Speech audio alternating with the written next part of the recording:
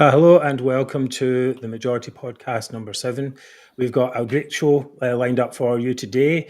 My name is Mark Devlin and I'm here with co-hosts David Griffiths and Niall Fraser. Niall, Hello, what have you got everyone. today? Hello, guys. Where Scotland's wind farms sold on the cheap? Anna Sarwar seems to think so. And Lorna Slater taking time off to save the world. And I will be asking, safe drug consumption rooms, are they a good idea or are they not? Okay, and we'll be continuing last week's discussion about Scot Tories versus Boris. Are the Scot Tories zeros or heroes? We're looking forward to your comments on the show starting after the titles.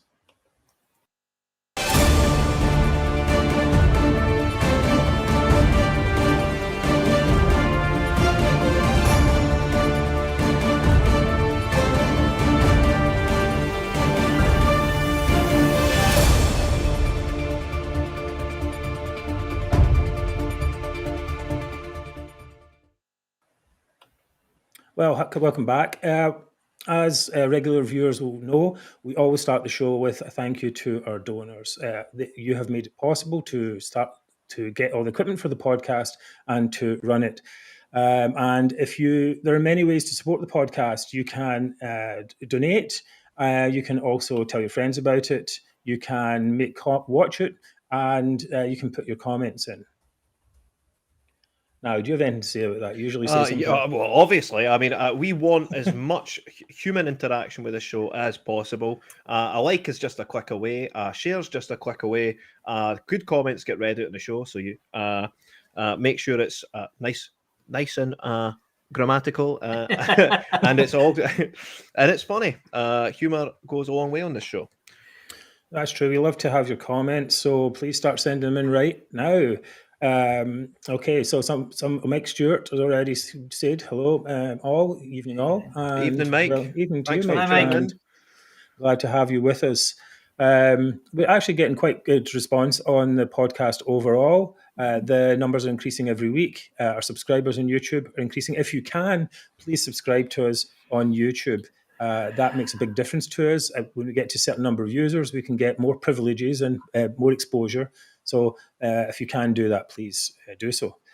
Moving on to tonight's show. First of all, we're going to talk about Partygate rumbling on and the continuing brouhaha between Scottish Tories and Boris Johnson. Yep. How do you see that's going this week, Niall? Well, actually, so last week, if regular viewers will know that I said that Boris was one of Nicola's biggest assets, and Douglas Ross calling him it wasn't such a bad thing. But given the length of time between this week and last week, a week's a long time in politics. It seems I'm sort of twisting in the wind on that one. I think the longer Boris stays in, the less tenable Douglas Ross's position becomes. Quite right. This is where it's a real state of emergency for Douglas Ross, I can imagine, at the moment. You know, it's a hard problem to manage. And what do you think about that, David? The very same, to be honest. As time goes on, I cannot see how the Conservatives can go into May's elections with Boris Johnson still in his job while Douglas Ross remains in his. It just doesn't work at all. They're diametrically opposed. One does not back the other. So how are you going to campaign? How can you campaign for the Conservatives when the question will be, well, why should we vote for you when you don't even approve of the Prime Minister yourself, Douglas Ross? Yeah. So can't go on. It's just something has to give there. And, I don't think Boris Johnson's going to resign because of Douglas Ross. So I suspect there's going to be a change there before much longer. Yeah, this is a big problem all throughout the Scottish Tory party. Yesterday, we saw an article from Murdo Fraser saying that Douglas Ross is right to cover his resignation and showed true leadership. Now, some people may differ on what leadership differ on the meaning of leadership, but nonetheless, it still leaves all of these Scottish Tory MSPs who have voted or not voted, who have Ross's sided, Johnson's resignation really out on a limb. No, of course it does.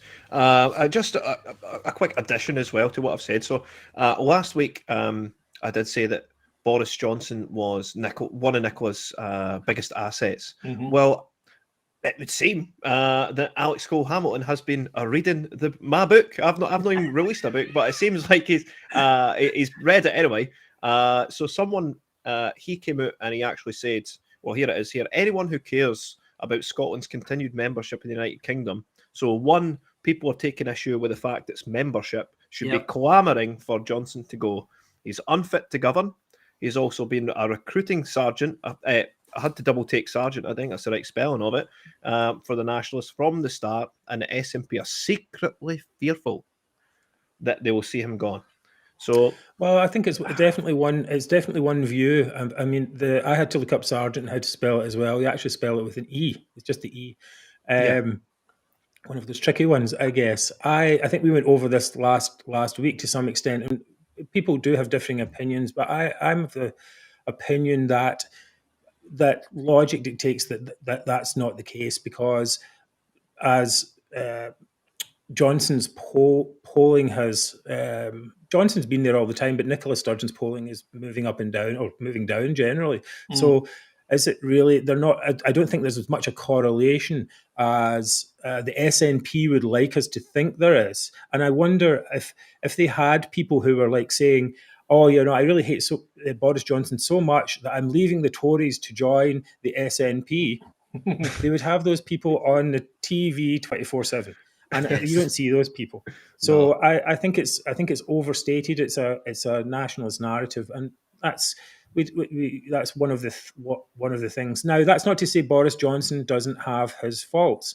I think people in the Conservative Party have many issues with net zero agenda and some of the other recent policies. Immigration is a big thing with the Tory grassroots, and so on. But I'm kind of of the belief that these will be perhaps this crisis will cause Boris to refocus on those. Of course, his opponents won't like that, but again, you have to play to your base to some extent.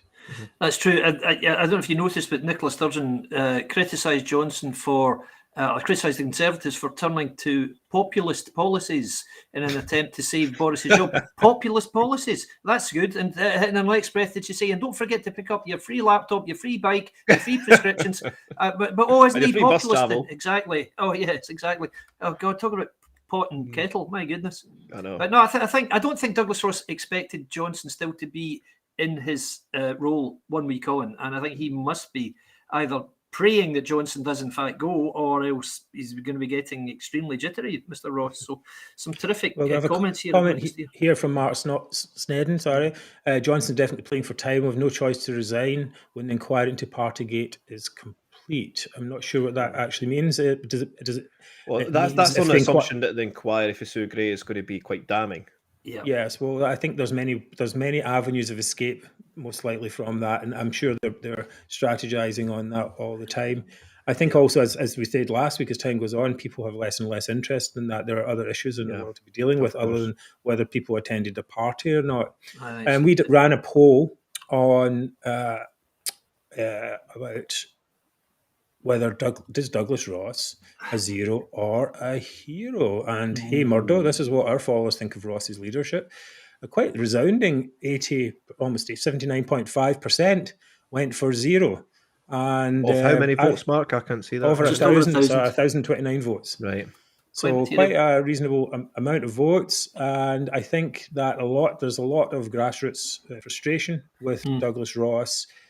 Basically, I think the main argument seems to be that why aren't you fighting the SNP as much as you'd be fighting your own party? Now, Alex Cole Hamilton, I think it's his job to boost his own party and to say we are better than the Tories. Fair enough, you can accept that. I mean, Anna Sarwar, Keir Starmer, anyone who's an opponent of Boris can say, yeah, we want him to resign and we think it's not right. Yeah. It's a different matter when it comes from the own party. I was just thinking there, well, perhaps Douglas Ross should take full example of the Conservative MPs and cross the House and join the SNP. Goodness me. God. Yes, What a well, prospect. or the Lib Dems. Okay, maybe the Lib Dems in that case. All right. Okay, so I think that was a fairly good. You get any more on this one? I think we're good with that, right? I think we're good. Yeah, so it's pretty good. So we let's could talk about some of the candidates like Stephen Kerr and Jamie Green. That's a good choice. Yep. Who have come out in defence of Douglas Ross. And, there are good people in the Scottish Tories. So there are. I'll give a shout out. I'll give a shout out to Tess White as well, who's really under the skin of National. Oops, David has gone. David? Oh, sorry, No. he's coming back. No, he's back. Coming back. Sorry. Oh no, goodness. Sorry, guys. Don't know You're what I'm back doing. there. Sorry about that. Sorry about that. Yeah. I was just giving a shout out to Tess White of the Scottish Conservatives, who seems very good. Right. Oh, yeah, because it's a thing. I mean, what's going to happen next? Surely that if the Scots Tories can't go out to the doorstep and say vote for Boris or vote for the Tory party, the UK Tory party, and all our aims, then they've got nowhere to go. So surely, the decent thing would be for Ross to resign and say his position is untenable, move on. So then perhaps we do have to think about who could be new candidates. So it'd be quite interesting to find out from our viewers who they would be interested in seeing as perhaps the next leader of Scottish Tories, or people who can actually just take the fight to the Tories. Last week we talked about we need bruisers, people who can do that. Dale says they all suffer from the hate Westminster disease. Well, that's definitely true. Until, of course, they get a job in Westminster. And then they love it. Then they love it, of course, and they love the expense accounts. I was given a suggestion yesterday that Stephen Kerr was a good candidate. I don't know that much about him myself. I've been watching some videos. Be interesting to find out. Please put in your suggestions in the chat, and we can go from there. Let's see. I'm roll down here. Some will come in a minute, and do that through the program. That's fine. We can come back to them anyway. All right, so we will make a move, and coming up, we have wind farms. Were they good value? There's a recent wind farm sale, and then after that, we're going to talk about drug consumption rooms. So stick with us. We'll be back in a second.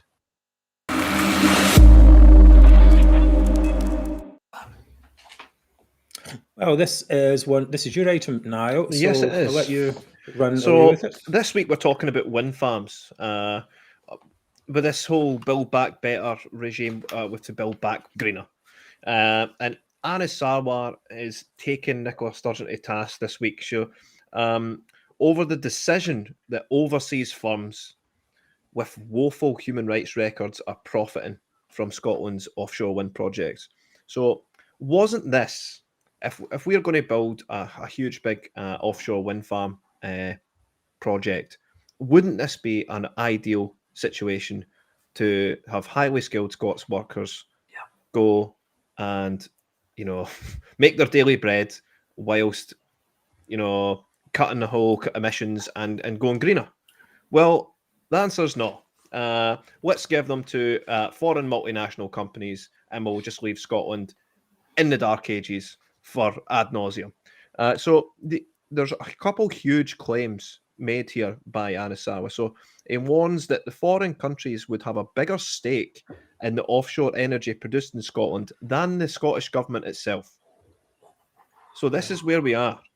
And there's an amazing quote from Anas Sarwar. So props to Anas Sarwar this week. So he pointed out that one of the new owners of Scotland's seabeds were fined $54 million for bribing Nigerian officials and $88 million for bribing Indonesian officials.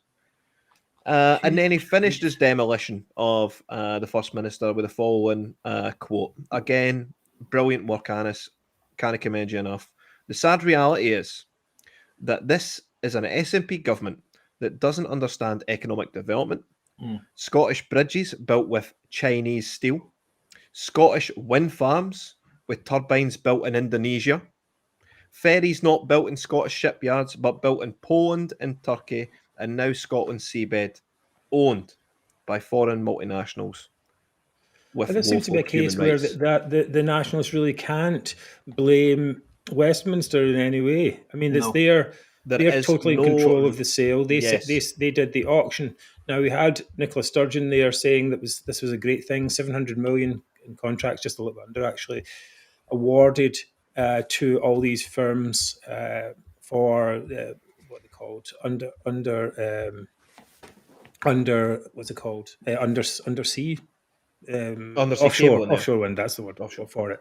And Nicola Sturgeon's out there touting this as a really big thing, but we're seeing that some especially nationalist commentators are saying that this is actually a bit of a disaster.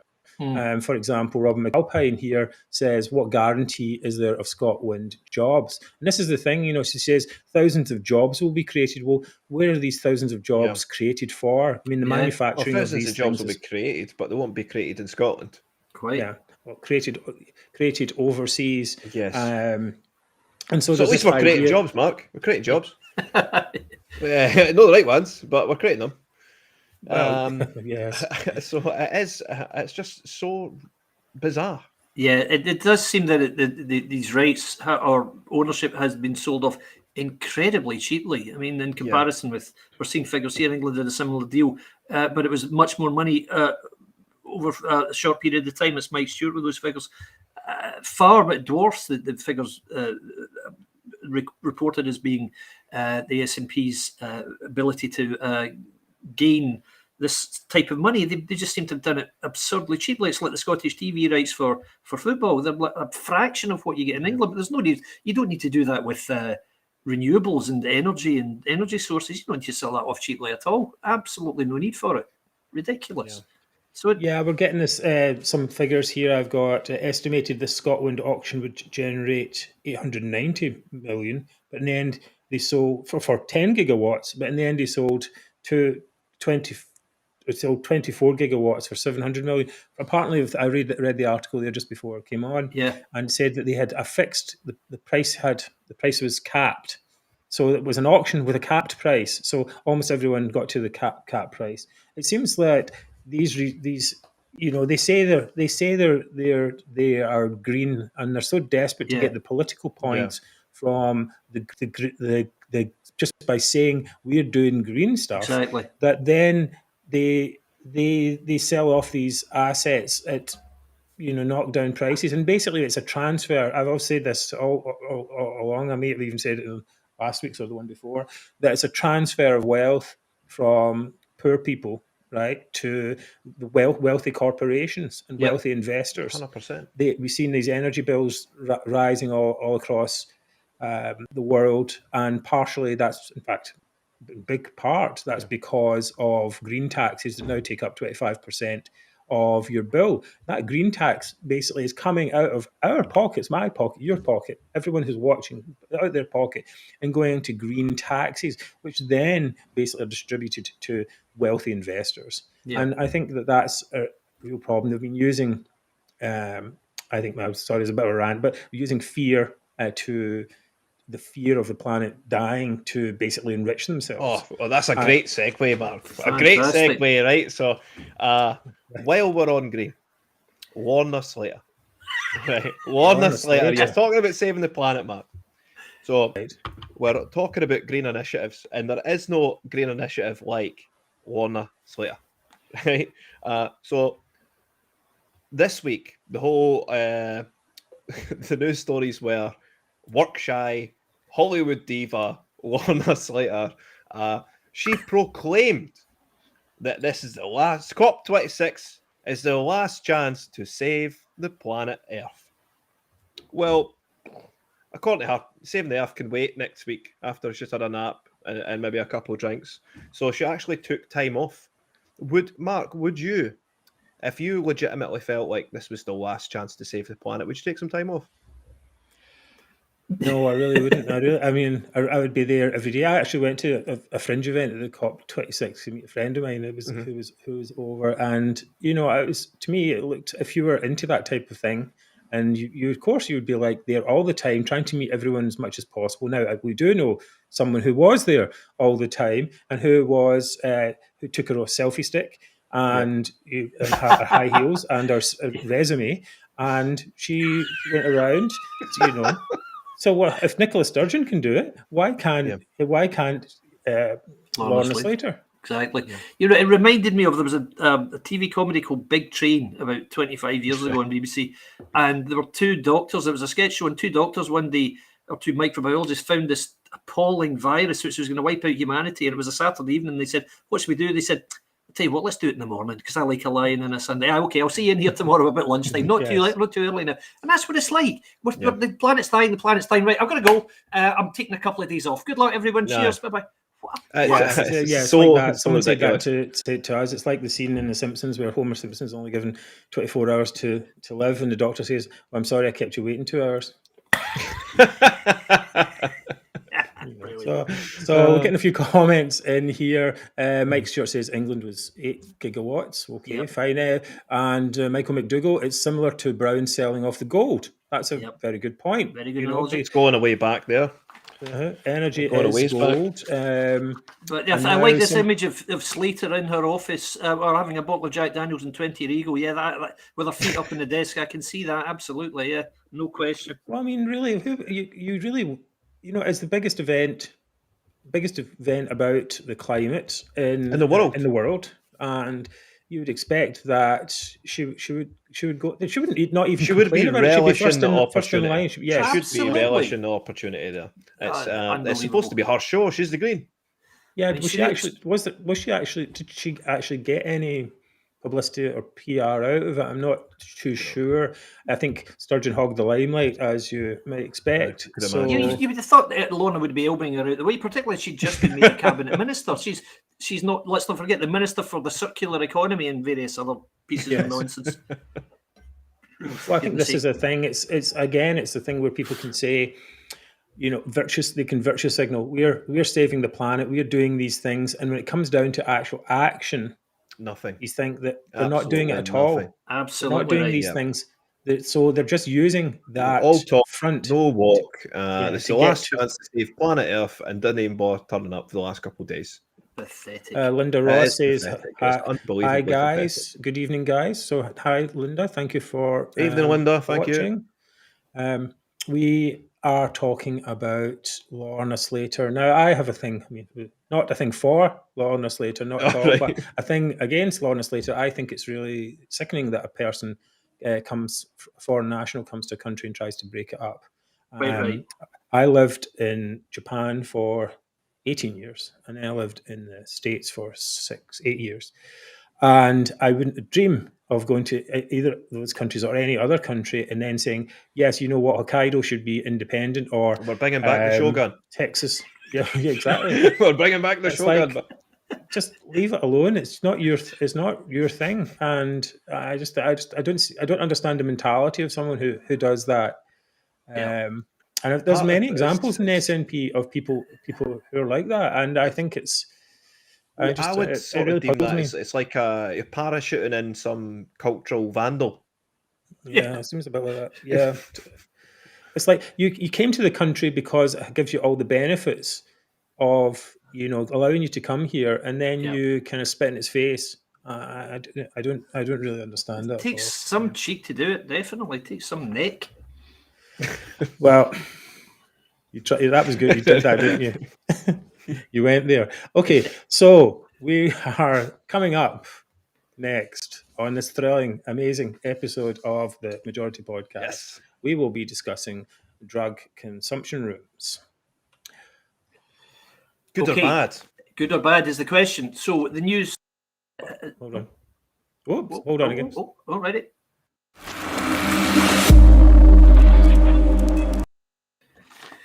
So news reached us this week that Glasgow has taken a step closer to the introduction of a safe drug consumption room. Now, my thoughts on this are very simply that you have... this is being done as a reaction to the quite appalling level of drug deaths which have blighted Scotland under the SNP government. It doesn't help that they've cut the budget for helping with drug issues in that time, which they have. The SNP has chosen to do that. But there you go, twisted logic there. But now they're taking what is quite simply let's see. Strategy is an issue which could not be more serious. This is people's lives. These are issues which are affecting people and from which people are dying in Scotland at ridiculous rates. Now, this is what characterises, if you like, SNP strategy. They'll see an issue. So what's the issue? Right, the issue is Scotland has a high rate of deaths from alcohol misuse. Right, what's the solution? Right, the solution is we raise the price of alcohol, minimum unit pricing. Brilliant. But what's the side effect of that? The side effect of that is the use of illegal drugs goes up, leading to a second issue. So the second issue is now we've got an issue with drug deaths in Scotland. Right, what are we going to do? What we'll do is we'll introduce safe drug consumption rooms where addicts can consume their totally illegally acquired substances in a clean environment. And what's the impact of that? Without any question, higher rates of drug-related crime as addicts do anything they can to raise the cash to fund their drug habits so they can go along and get hold of this awful stuff and go along to these nice, safe, clean consumption rooms and shoot up. So my point with this is drug consumption rooms, or shooting galleries, as they're probably very accurately termed, can't work as a strategy on their own. It has to be part of a holistic piece of work, a series of activities. If you live in a country, for example, as an illustration with very liberal approach to drug consumption, it's a possibility, because then you've at least got some control. You can control to an extent the supply of these things. But in a country where you can only acquire these drugs through illegal activity, how can you have a place where it's safe to go along and take the drugs? What are you going to say to the guy when he turns up with his drugs? Are you going to say, where'd you get your drugs this week? Oh, you mugged an old granny. Well done. You're an awful boy, you. I mean, really, this is just tantamount to incitement to commit crime in order to get money illegally to get this substance and go along and take it. So way downstream, you're going and doing something a bit more safely. I think this is appalling, dreadful legislation, and I cannot believe it's seriously being considered. I think it's just shocking. Would a drug user want to use one of these rooms? Good question. Would you want to go along and say, yes, I'm a hopeless heroin addict. Yeah, I'd commit crimes to get this stuff. I wouldn't. But who knows? I don't know. I mean, I don't know much about this, but I do know that Niall, you're doing quite a lot of work with. So I work a lot in the field of addiction. So I work closely with a charity called Blameless, which deals with the children that are in the shadow of addiction.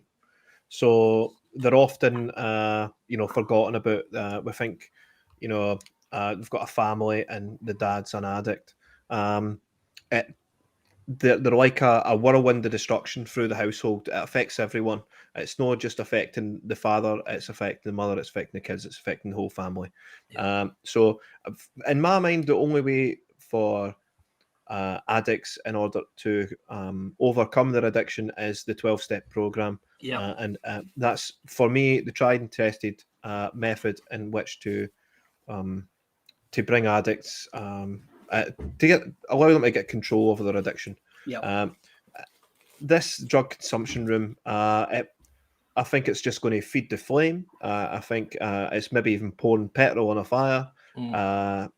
It's a really terrible idea. But surely there's an argument for like these people are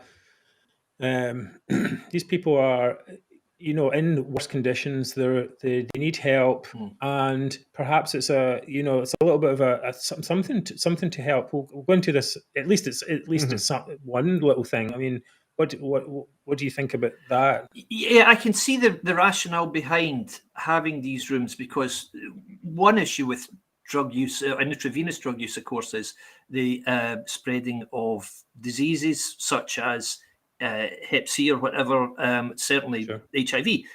So if you're using clean drugs, that issue goes, but none of the other issues go. That's the point. And the guys here are saying quite rightly, this is going to lead to public order offences. You'll have dealers setting up outside or near to the drug 100%. Consumption rooms. You can't do this on its own. You just can't do it. Yes, taken in isolation, it's probably a good idea. If people are going to take drugs, is it a good idea to give them clean needles? Of course it is. Yeah, fine. But you can't just say, oh, here are your clean needles, brilliant, that's it. No, guys. Well, is it another case of basically just a headline grabbing policy? 100%. And the SNP say, oh, but this policy works in countries like Portugal. What they mean is it works in Portugal.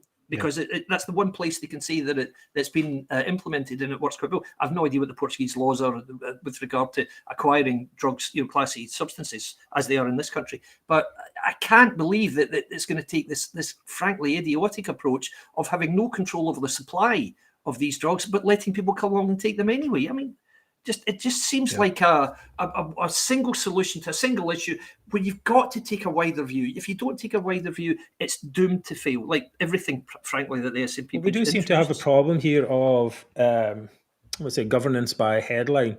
Yeah. And more, people talk about virtue signalling and that, that has some meaning, basically to say we're doing something about this problem, to try and pretend that we're doing something about this problem, but not dealing with the actual root cause. Now, yes, Scotland has, for example, this thing that's on the screen right now is Scots urged to stop using alcoholic and junkie in new government drive. It's like, yes. How much money are they spending on that, right? It's to be fair. The word junkie is we should not be using that word to describe addicts. It is derogatory. It's terrible, and I've been pulled up for using it, right? Because I use the word. But it is really it's not the word to use. These people. Well, what do we do? Okay, so drug addicts then. Okay, but do we need an advertising program and stuff for that? What we actually need is action on the drug crisis. Like, quite right. Basically, last year we had over 1,300 Scottish adults died of drug-related died of drugs. Right, it's the worst in Europe. Yeah. In Europe, and we're not seeing anything that says any action on that. We keep seeing ministers and task forces and all these people being hired, but there's never any actual real action because they don't care about the action. They just care about the headlines. Quite right. And they don't. I think they just want to. These addicts, really need help, and I think there's some things that can be done. We never even seem to focus on the right thing. Almost all of the deaths, or a big proportion of the deaths, are from street Valium, and you mentioned it earlier about the alcohol pricing. Yes, alcohol pricing. Let's say it costs £5, £6 for a bottle of wine. Yep. You can get pills, these street Valium pills for cheap, and so basically putting the price of alcohol up just but many people say, well, I'll take these pills instead. And what happens then is these criminal gangs are bringing in these crap pills that can kill people, and the government's not doing anything about that in any way. Absolutely. I'm not saying that's the two things are necessarily related. Like, you put the alcohol pricing back down and it'll make a difference. It might make some difference, but they're concentrating so much on this alcohol thing and not actually looking at how do we stop these criminal gangs bringing in these cheap drugs? Because this problem doesn't actually exist in England. Quite right. And so it's a Scottish problem. You can't wave it away on. There's more poverty or that. There's plenty of poverty in England as well. Of course there is. Absolutely, and their drug death rate is nothing like Scotland's. Some fascinating messages here. Toby Huggins saying that he was in Portugal in October. Those of you who've been to the Algarve will know the Albufeira Strip, which is very famous row of bars and restaurants. Dealers were going up and down trying to sell with impunity. No one's even caring. This is what would happen in Scotland. You can imagine wherever this place is going to be. I can't remember. It's going to be Shanbrook Place or something. Anyway, I guarantee if this starts within 6 months, it will be scrapped because there will be an absolute outcry because of the associated.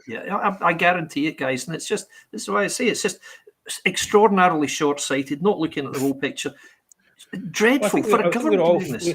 We're all sympathetic to of course we are. Absolutely. And these people have an illness, I think it's something that needs to be handled with care. But the first thing to do is to stop people taking dangerous drugs in the first place. Of course, and absolutely, drug testing of recreational drugs and all these type of things, I think are useful, but I don't understand why they haven't just basically. Anyone can look at the figures and just say, what did these people die of? Valium, or a particular variation of Valium that's in the street Valium. Well, speaking about the figures, they didn't even mention. There wasn't even an article about it. And people are going, "Oh, we have to deal with the heroin addiction problem." You're like, "That's just constant, right?" But this street volume thing is something new, and it can be dealt with. With the drug test figures on, I think it's 2020's figures, something like 86% of the deaths included prescribable medications. Mm-hmm. Right. Yes, Wow. so we're talking gabapentin, pregabalin, gabapentinoids in general. So there's a lot of prescribed medication. So I might be wrong in the specifics of the figure. So I think 86% of them involved. It's more than one drug. It's not just one drug people are dying of. It's multiple. So, and you're right to turn on this, Mark, that we need to stop people turning to drugs in the first instance. Absolutely right. So to paper over the drug problem by opening up a drug consumption room is farcical. I think it's I agree. It's a ridiculous angle of a solution. That you start with the actual solution is to find out why people are turning to drugs in the first place. Is it a problem in a society? Is it a problem in a certain amount of people that are just generally addicts?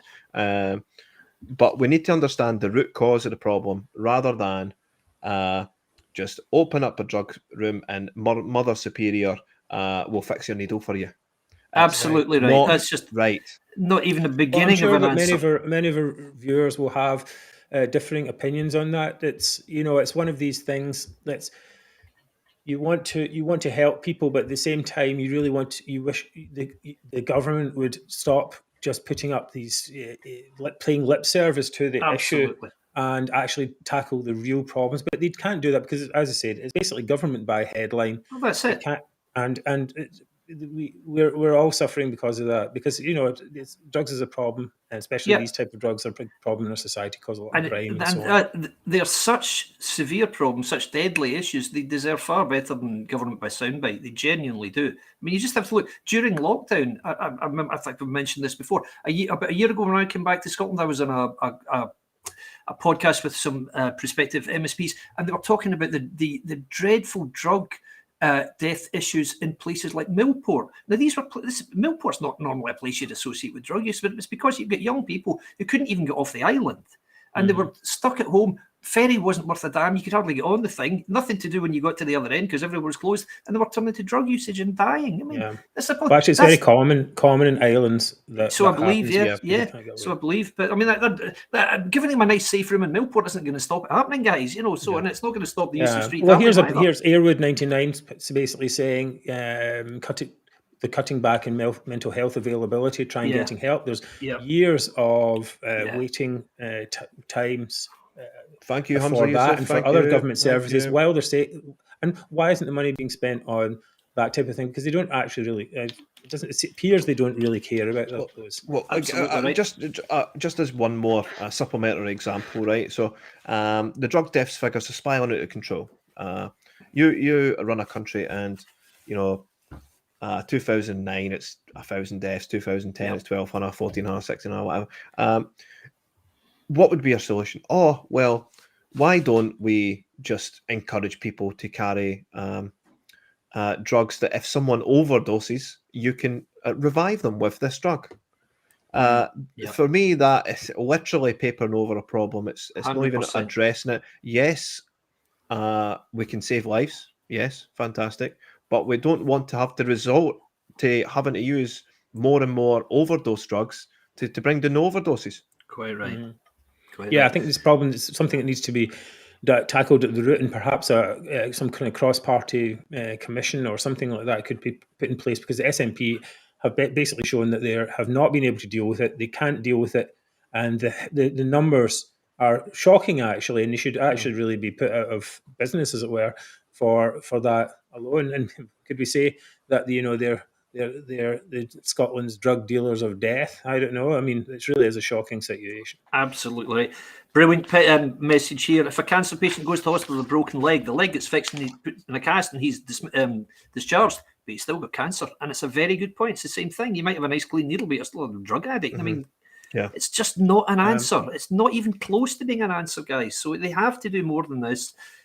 it's as we said, it's governed by soundbite, government by headline, whatever you want to say. It's all aimed at getting them good PR, not aimed at all at fixing it, even acknowledging the issue, never mind fixing it. Dreadful. Not good Okay, enough. So I think covered that in quite good detail. I mean, again, we're looking forward to your comments. Yep. You can come and comment after the podcast, of course, on our social media channels. We're on Facebook.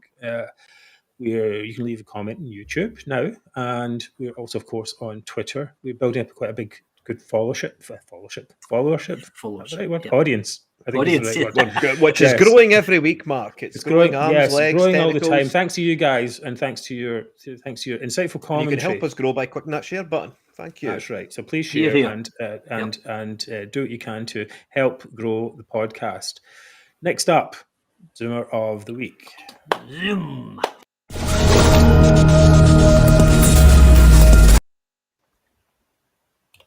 I'm going to switch you as around there. Right. Okay. It's Zoomer of the Week. My favourite segment of the week, guys. Favourite segment. Lot of candidates for Zoomer of the Week this week, and let's start with. I think we can start with David today. Yeah, okay, I will give you my candidate now. This is not a name you hear very often on here, but my candidate is Hannah Bardell. Hannah Bardell, who is an SNP MSP, or MP, I should say. And I'm nominating Hannah for her pitifully weak and quite disgraceful performance when she came out in support of the SNP's child pornography survey when she was interviewed on Politics Live this week. According to Ms. Bardell, yes, it's essential that we ask 14-year-old children how many times a week they indulge in anal sex in order to compile data on which we can base future legislation to deal with some imagined issue with sexualization of children, apparently. So my question... What kind of how are they going to act in that? Yeah, quite. I mean, this is the thing. So let's say the stats show that 5% of Scottish 14-year-olds have indulged in anal sex more than once. How are you going to frame legislation around that fact? What does that add to the debate exactly? So and ridiculous. To me, this is prurient nanny state madness with a very, very large dose of an extremely disturbing obsession with underage sex from a party and two parties who seem quite fixated with children. And I think this we cannot let this go, guys. This is too serious. Well, we saw that. I mean, if you or I went to a school, that's not something we do. Don't encourage this. Yes. Yes, but if we went to school and stood at the gate and said to kids, "Hey, have you had anal sex?" we would be lifted straight up. Absolutely right. So why on earth is the government allowed to ask this question and get into kids' things? And it's beyond it's without the parents' consent, I believe as well. Yes, absolutely. Yeah. So this Hannah, she goes on to say in this article, doesn't she, that she was asked these questions. That's right, she does. This one's it's in there somewhere. Yes. God, what school did she go to? She was asked these questions when she was young. I mean, okay, that might be. I don't know what kind of upbringing she had, but I can tell you right now that I'm pretty certain that most of us were not asked about anal sex when we were 14 years old. Absolutely not a chance. Didn't even know what it was. I don't think that's... honestly, too busy trying to get a winch, David. Quite right, exactly. Goodness me. So now she's my... make sure it says if you ask Sturgeon that, you'd be jailed too. And that's a question that we wonder why she's not being asked this in the Parliament. We need someone brave enough to ask her. If George Galloway was in Parliament, he'd be asking that. It doesn't need to be. It's not particularly brave to ask. It's the kind of thing that people should be asking, because if you can ask a 14-year-old kid in school, then surely you can ask the First Minister of Scotland. It's not. It doesn't. I don't think that requires a lot of bravery. Really, no. I think that is the basics, and I think this is part of the problem of our opposition, that they don't ask these questions that basically everyone knows that these questions need to be asked, yet they don't ask them. They ask them either in roundabout ways.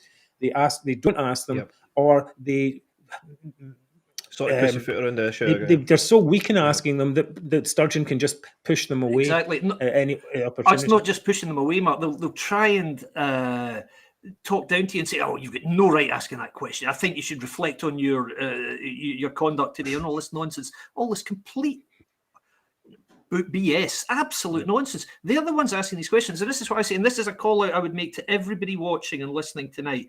when you have SNP canvassers and Green Party canvassers at your door, and you will have very soon ahead of the May elections, when they say, have you got any questions? I'd say yes. How many times a week do you have anal sex? Ask them that, because what are they going to say? How dare you? Well, why are you asking our children that? If you don't want to answer the question, don't ask it yourself. So I seriously would do that. And as soon as they start getting that kind of feedback, they'll damn soon drop this absurd idea, I can assure you. So I would say that's something we can do there, guys. Okay, so Hannah is up for Zoomer. She's first now. What about you, Niall? Well, I've picked the saviour of the world. Just when she wants to be. First class pretender, Lorna Slater. So imagine the audacity it takes to say, look, this is the last chance to save the planet Earth. You better vote us in. This is the last chance to save the planet Earth. It's the last chance. I'm busy that week. In fact, I only want to do 2 things a day. Yep. And my 2 things will just be a couple of emails for Zoom or whatever. You know what I mean? It's Lorna Slater. I mean, she takes the biscuit with this one. She really does. It's. I mean, Mark, what do you think? Tell us. Crazy. Well, I'd like to, I only get up for 2 meetings a day at the maximum. I think. Yes. And it's hard enough, I'm doing this podcast once a week. I mean, I don't know if I can be doing any more than this, really. It's like Linda Evangelista. She only gets, I won't get out of bed for £10,000 a day. That's the kind of attitude. It's just not. It's we expect. I think the people who have voted for her, and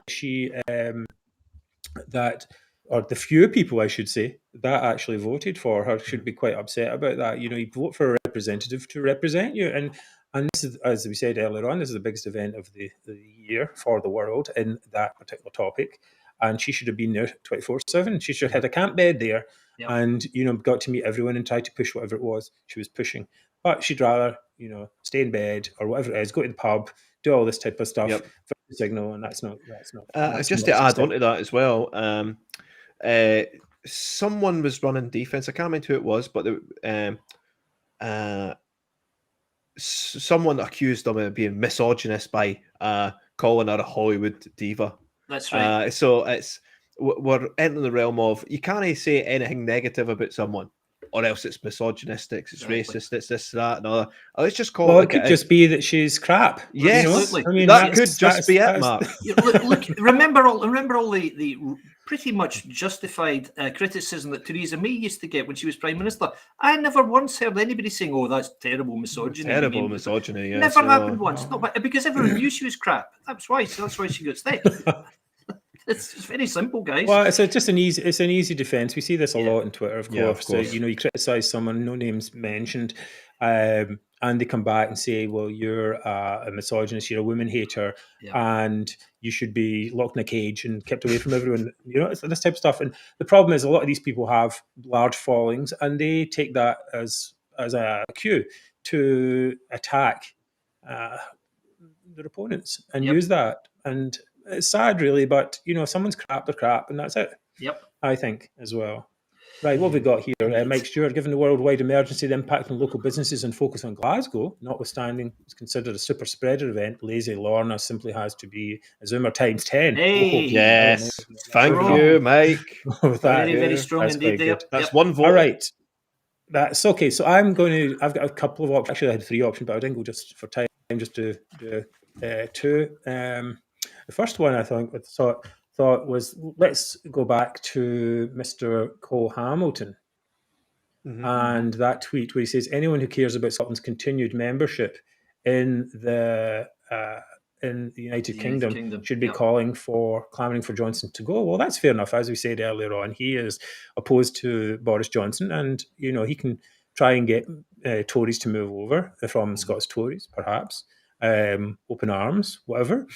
But the thing that's quite unusual in this is that he says anyone who cares about Scotland's continued membership in the United Kingdom. Wait a minute, is this like a health club? Do we sign a wee membership card when we join, and then when we leave, we in a huff we kind of rip up our card and move and go off to the North Sea, and that's not what the thing is. The not Scotland. The UK is a single country. Is a single country. Scotland is not a member of it. It is part. It is the country. Quite right. This is not the way that this type of language shouldn't be being used by party leaders or any politicians, opposition politicians at all. We get a lot of this with the Four Nations nonsense. It's become popular during the pandemic. We're not four nations. We're one nation with devolved administrations. Quite right. That's the way it works. And we're not even I don't like the union because we're a result of a union. We're not a union. Quite right. We're not like the EU. It's a union that can be broken apart fairly easily, although that's quite complex in that case. But nonetheless, it can still be. It's fairly easy to break up a union of countries. We're not a union. We are a result of a union. It's like, splitting up a child, because in fact the child is the parents. As well. It's like there's one thing. It's not. It's all intermingled. And all these narratives just tend to try and say that we're actually separate things. Instead of being one body, we're four legs, two legs and two arms. Sorry, it's a bit strange with four legs, I guess. So that's. I think, Alex, please be careful of language, and all. It's one of the things that the majority stands for, is to try and dispel nationalist narratives. But I think what I'm going to do is leave this to Tommy Sheppard. I saw this tweet yesterday. I thought this was great. He's trying to find out this secret union polling battle with the UK government. And this seems to be going on. They seem to have, the nationalists have this idea that there is this secret poll that shows that they would win something or other, and they keep trying to get this information out. And I said to Tommy in reply to this one, you can find this secret polling next to the secret oil fields, under the secret pipeline that takes all the water to England. And and that's the kind of level it's at. There's a secret stuff, and the secret oil fields, and England is stealing stuff from us, and we need to find out what this. Look, the polls are a disaster for you lot at the moment. There's no path to second referendum, as we say all the time. Polls are a disaster, and it doesn't matter if you get a secret poll from the union saying that independence would be 100% certain, because right out in the streets, and all the polling has been done recently, except for one outlier, the desire for separated Scotland is declining day by day. And hopefully, as the pandemic finishes and we get back to more stable lifestyle, and there's less chaos around, then we can get back to the situation where people want stability. Yep, stability is the operative word now. I think, see if the Tories had ran last election cycle, Scottish Tories that is, on we'll protect your place in the union, our place in the union, we will bring stability, they would have won. Yeah, I think a stability ticket. Stability and harmony. I'm big on harmonisation with the rest of the UK. Yes. Get more of our laws and more of our taxes certainly harmonised with the rest of the UK. Stop having quite so much difference all the time. Stop having so much grievance. Get back to stable lifestyle. We had Brexit was bad enough for instability, political instability in the country. We're just getting over that. Still take a little bit longer. And this referendum, which is now 7 years distant, that Nicola Sturgeon and her cabal and her cronies have been milking ever since. Instead of healing a country, they've been creating this grievance. That needs to stop. We need to move on into stable politics and start looking at the real issues that people need to deal with: health, education, crime, and economy, and get transport. Businesses investing in Scotland again. Yep. Exactly. Well, I mean, very cynically straight away, you're quite right from Chairman Rush. As we get back to stability, what about her ladyship? What's she going to do when she doesn't have a daily TV gig? Absolutely right. So she'll be... Sarah Smith was right. Sturgeon absolutely loved the pandemic because it gave her a chance to get in front of a TV camera every day. And Sarah Smith has had to go to America now, hasn't she? Pretty much finished her career in BBC Scotland. So, quite right. The only problem was the BBC is so craven that they backed down, and Sarah Smith apologised, kept apologising. Ridiculous. Yeah, well, I think that's one thing you have to know. We have to again push. We have to stop this media appeasement. We have to stop apologising to nationalists. We have to stop using their language. We have to retain control of the discussion and start pushing back and saying, look, nationalism's never been good wherever it's been in the world. Mm-hmm. It's a horrible ideology that puts people last, actually, and puts the politicians who are promoting it first.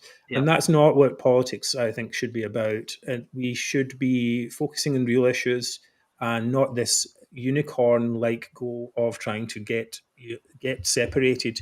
And it's just tiresome. I think it's tiresome after a while, especially it's tiresome after having a resounding result in a referendum that should have told these people to go back. And one of these things, I think Ruth Davison said that you should have put the boot in afterwards. Well, they're not even putting the boot in now, but they should have put the boot in afterwards. They should have closed it down. And I often say that, Boris has an 80-seat majority, and they should be closing these discussions down, and the media should be closing them down as well. But they want to keep them open. They want to keep that discussion going because it makes money for them and they profit. Absolutely. Just to add to that, Mark, the longer the media appeasement grows or rumbles on, the more powerful we become as the alternative sort of news outlet.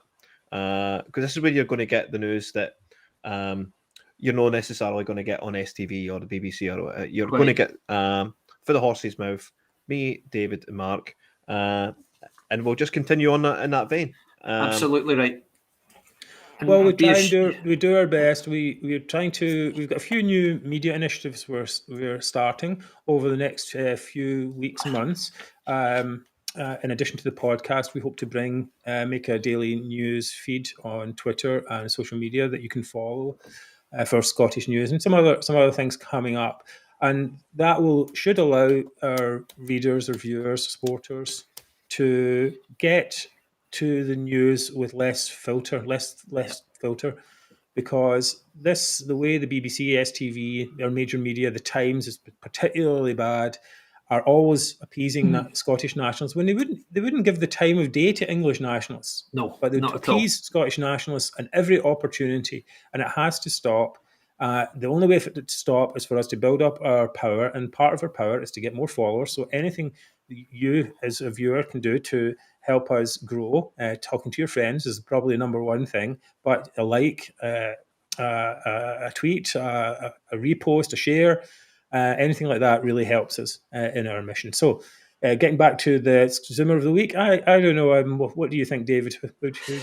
You know me. I'm always very diplomatic in these issues. So I'm happy to give it to Lorna because I think Lorna's misdeeds vastly outweighed the wretched Hannah Bardell. So because Lorna made such a fool of herself yet again, I'll go along with Niall's view, and I think Lorna wins. Reading the last comment, there's something of a photo finish this week, yes. But it has to go to the Green Goddess, Lorna Slater. There you go. And with that note, With that note, I think we are going to close up the show. Thank you all for watching this week. Thank you. It's been a pleasure to have you watching. It's been a pleasure to talk with you, David and Niall. We will reconvene next week with more news and views on Scottish politics from an anti-nationalist perspective. Thank you very much for watching the Majority podcast. Thanks, guys. Thanks, everyone.